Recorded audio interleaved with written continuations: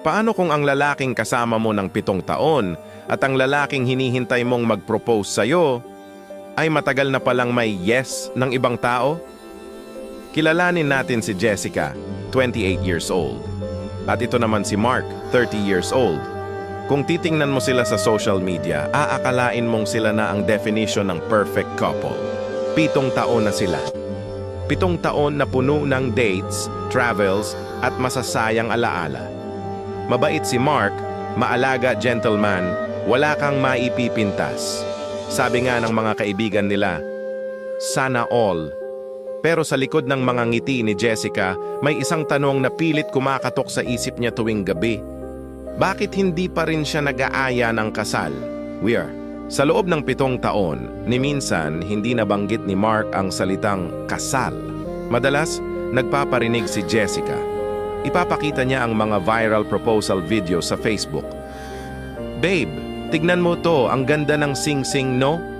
O kaya naman, babe, gusto ko ganito ang theme ng wedding ko balang araw. Ang tanging sagot ni Mark, isang tipid ng ngiti. Tapos iibahin na ang usapan. Napapaisip tuloy si Jessica, hindi ba ako wife material? Pang-girlfriend lang ba ako? O baka naman nag-iipon lang siya? Dahil mahal niya si Mark, pinili niyang magtiwala at maghintay. Isang tanghali, habang kumakain sila sa paborito nilang restaurant, biglang tumunog ang cellphone ni Mark. Nakita ni Jessica na nagbago ang mukha nito. Agad itong tumayo at lumayo para sagutin ang tawag. Nakamasid lang si Jessica. Bakit kailangang lumayo? Bakit parang balisa ito? Pagbalik ni Mark, nagmamadali na ito. Babe, sorry. Tumawag si boss, kailangan ko bumalik sa office. May emergency report. Tumango si Jessica, pero sa pagkakataong ito, hindi mapakali ang kutob niya. Sa tagal nila, ngayon lang siya kinabahan ng ganito. Nang umalis ang sasakyan ni Mark, dali-daling pumara ng taxi si Jessica. Manong, sundan niyo po yung kotseng yon. Hindi sa office building dumaan si Mark. Lumiko ito papunta sa isang exclusive subdivision. Huminto ang sasakyan ni Mark sa tapat ng isang malaking bahay. Huminto rin ang taxi ni Jessica sa di kalayuan. Nanginginig ang mga kamay niya habang nakasilip. Bumukas ang gate at doon, gumuho ang mundo ni Jessica. Isang batang babae, nasa 6 na taong gulang, ang tumatakbo palabas ng pinto. Daddy! Daddy's home! Sigaw ng bata sabay yakap sa binti ni Mark. Kitang-kita ni Jessica kung paano binuhat ni Mark ang bata at hinalikan ito sa noo, isang ngiti na hindi niya kailanman nakita kapag pinag-uusapan nila ang kasal. At hindi pa doon natatapos. Lumabas ang isang magandang babae. Sinalubong nito si Mark at hinalikan sa labi. Natural na natural, walang tinatago, isang buong pamilya. Napahagulgol na lang si Jessica sa loob ng taxi.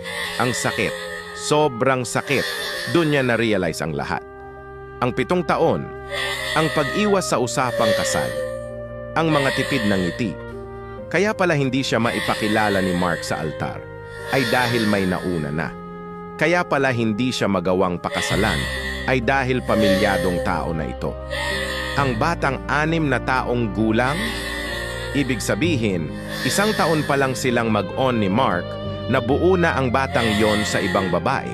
O baka naman, si Jessica ang naging other woman nang hindi niya alam sa loob ng mahabang panahon. 7 taon siyang naging tapat. 7 taon niyang ibinigay ang lahat. Pero ang perfect boyfriend niya ay perfect husband at perfect father pala sa iba. Umuwi si Jessica na dala ang isang mabigat na katotohanan. Sayang ang panahon, sayang ang tiwala para sa mga naghihintay ng matagal. Ang tunay na nagmamahal, hindi ka paghihintayin sa wala, at ang tunay na lalaki, hindi ka gagawing option habang may pamilya na palang inuuwian. Huwag mong hayaang maubos ang oras mo kakaintindi sa taong hindi ka naman kayang panindigan. Dahil minsan, ang perfect guy ay perfect lang sa pagtatago ng ubaho. Ikaw, hanggang kailan ka maghihintay sa taong ayaw kang pakasalan?